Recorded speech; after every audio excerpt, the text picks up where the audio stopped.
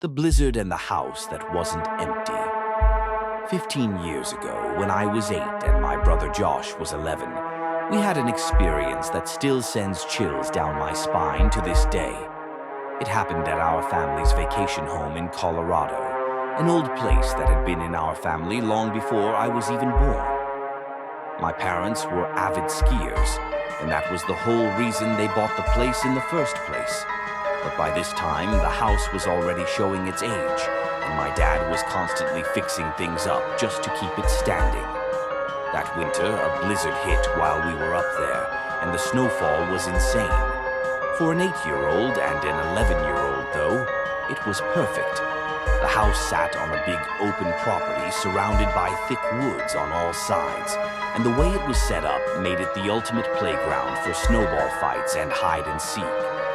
Josh and I had this game we loved to play in the snow. It was a mix of capture the flag and a snowball fight, and we always played it at night to make it more fun.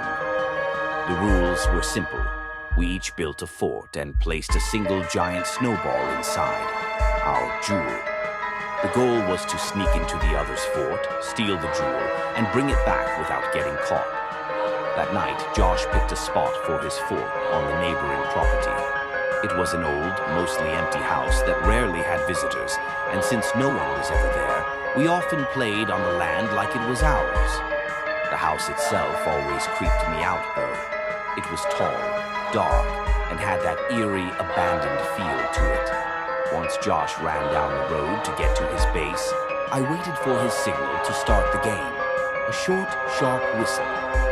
5 minutes passed, then 10. I was bundled up in so many layers I wasn't cold, but something about the silence made me uneasy. Finally, I decided that maybe I just hadn't heard his whistle and started planning my route. I could either take the road or cut through the woods. I picked the road because, honestly, trudging through snow-covered trees at night during a blizzard was not something I wanted to do. As I made my way down, the wind howled through the trees, and flakes of snow whipped against my face. I was almost to the neighboring property when I glanced through the trees and saw the fort Josh had built. But something was off. He wasn't there. I slowed my steps and scanned the area. It was easy to see through the bare winter trees, but I didn't see him anywhere. I stepped onto the property, cutting through the brush to sneak up on his fort. Maybe he was hiding, waiting to ambush me. But as I got closer, I felt something shift in the air, like the kind of silence that's too heavy, too unnatural. Then, out of nowhere, a voice called out, "Excuse me, are you looking for your brother?" I turned toward the voice, and standing in the doorway of the house was a woman. She looked older, at least to my 8-year-old brain, and she had this strange, almost unnatural smile on her face. I remember feeling a chill that had nothing to do with the cold. I called back, "We're playing a game." She tilted her head slightly. "Your brother isn't here." I frowned and looked around again. His fort was right there, but no sign of Josh. That's when I noticed something else. Footprints. A single trail of them led straight up to the front door. Then I looked up. In one of the upstairs windows, someone was watching me. For a second, I thought it was Josh.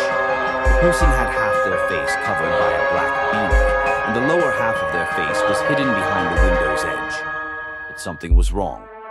Josh wouldn't just stand there like that, silent, unmoving. The woman's smile widened.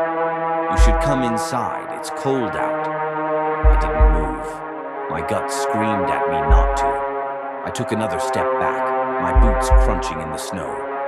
That's when I noticed something about the footprints leading to the door. They doubled back, like someone had walked up, and then turned around. Before I could think about it any further, I heard something from inside the house. Heavy footsteps, coming down the stairs. I bolted. As I turned, the woman shouted something, maybe to me, maybe to someone inside. But I didn't stick around to find out.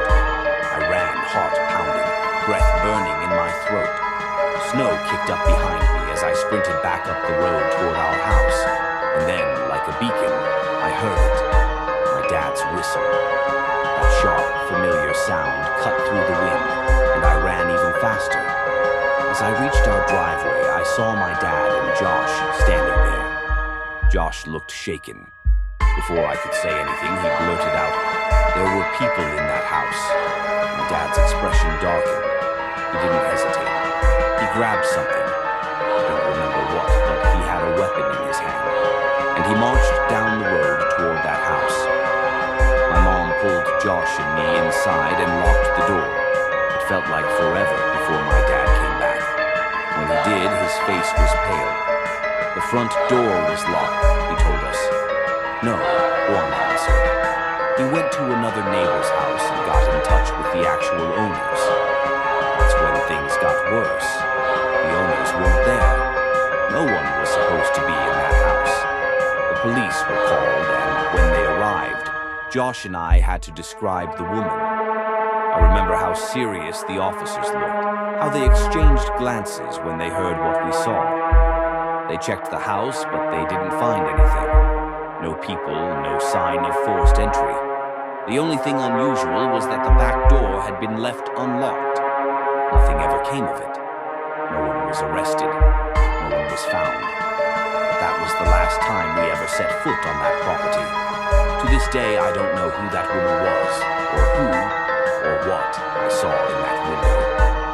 But every winter when the snow starts to fall heavy, I think about that night, and I wonder what would have happened if Josh or I had stepped inside that house.